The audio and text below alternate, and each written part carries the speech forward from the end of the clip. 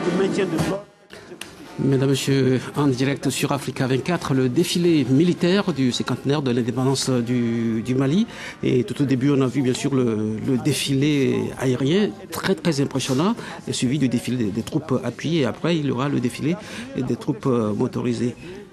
Samantha, avec une information à la clé.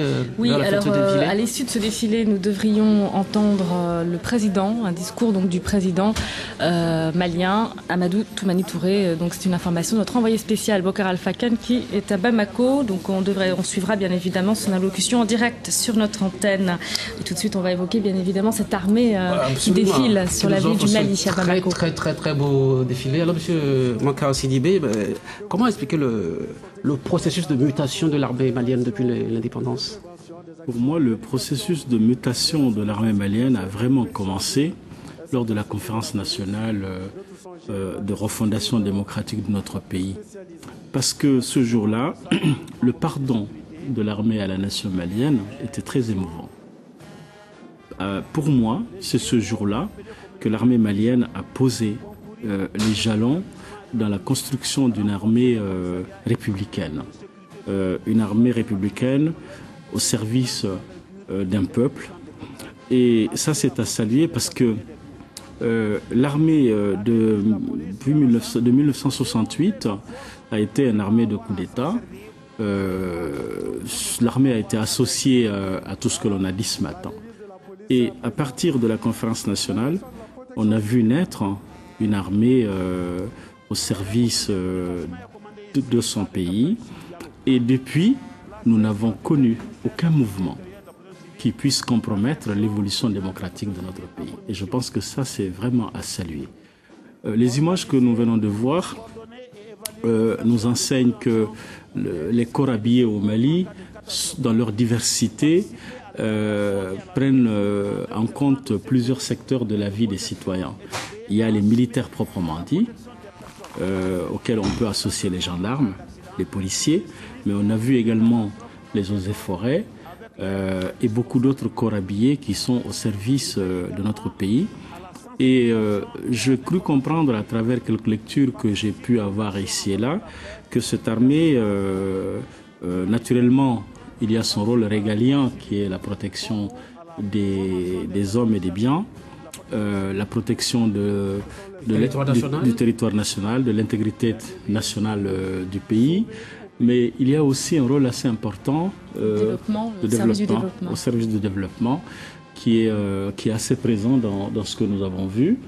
Et oui, je pense qu'on peut aujourd'hui regarder notre armée avec une fierté. C'est déjà beaucoup. C'est déjà beaucoup, avec une fierté. Moi, je suis assez fier de ce que j'ai vu aujourd'hui défiler.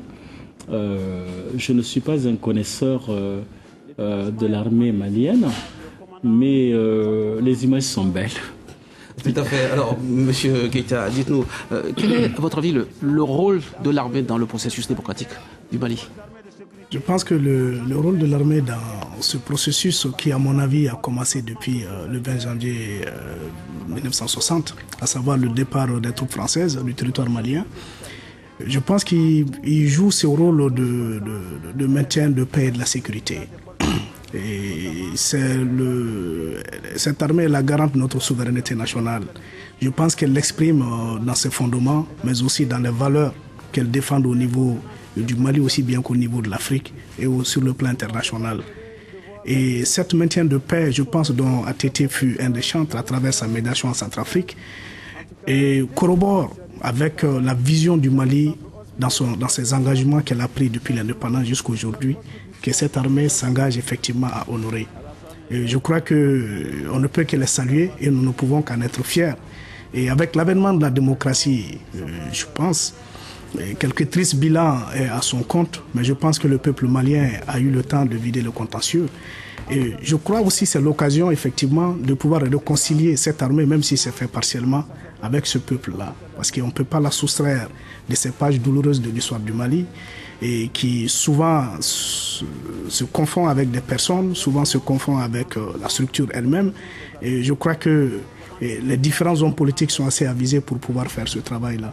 Donc du regard historique et du regard du président, je veux dire, on ne peut que se réjouir de cette armée Et surtout qu'aujourd'hui, elle épouse les valeurs véritablement républicaines. Mais pour combien de temps? Parce que tout autour, là, il y a le Niger, il y a la Guinée-Conakry, etc., etc. Et je pense que le Mali aujourd'hui, c'est un modèle. Ça, nous ne pensons pas qu'aujourd'hui... Une démocratie réversible, vous voulez dire? Je veux dire bien sûr. Je pense que 26 mars, c'est différent de ce qui se passe en Guinée. 26 mars, beaucoup d'États voisins n'ont pas connu 26 mars. Et je crois que l'armée malienne s'est fortement saisie des valeurs de 26 mars, sa portée politique, économique et sociale.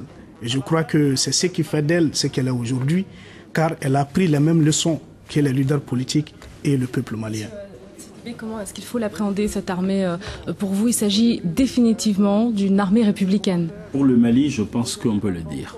Je pense qu'on peut dire que l'armée malienne est devenue, depuis la conférence nationale de refondation démocratique, une armée malienne républicaine. Je n'en suis pas sûr à 100% pour d'autres armées. Nous avons en présence le cas du Niger, qui n'est pas encore assez loin dans la mémoire collective. Le militaire Tandian a voulu s'accrocher au pouvoir, il a été renversé.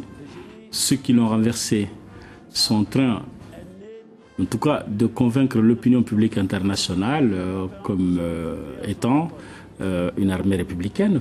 Peut-être, on verra. Mais il y a encore... pour ma part, quelques hésitations à donner une appréciation de cette nature-là à l'ensemble des armées. Et car il y a un problème, le Niger, la Guinée. Deux pays qui se trouvent dans un contexte de transition. Donc, frontalier au nôtre. Et en Guinée, on a le sentiment qu'à côté de la transition, l'armée n'est pas très loin. Voilà, exactement. Je crois quand même savoir, à partir des lectures, que le général Sekouba Konaté a une détermination à quitter le pouvoir. Maintenant, oui, est-ce que cette détermination est partagée? C'est une question que je me pose. Et donc aujourd'hui, ATT a fait école. Le président de la République, Amadou Toumani Touré, a fait école. Son parcours a fait école. Il a pris le pouvoir, il y a renoncé au moment de la transition. Il est bientôt à la fin de ses mandats, dans 2 ans et demi, 3 ans. Il a dit qu'il rendrait le pouvoir.